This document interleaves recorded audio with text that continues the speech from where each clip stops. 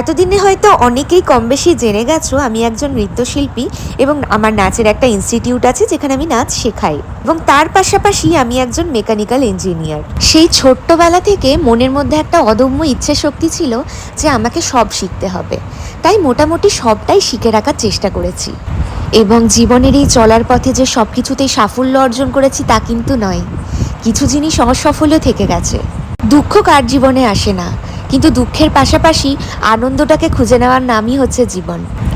তাই আমিও ঠিক একইভাবে এই দুঃখ, সুখ এবং নাচ, নিজের কাজের মধ্য দিয়েই আগামী জীবনটা কাটিয়ে দিতে চাই। আজ আমার জীবনে ঘটে যাওয়া একটা নতুন এক্সপিরিয়েন্স তোমাদের সাথে শেয়ার করছি। আমি এখন একটা স্টিল ইন্ডাস্ট্রিতে কাজ করি এবং এখানের অনেক রকমের শর্টস তোমাদের সাথে এর আগেও আমি শেয়ার করেছি।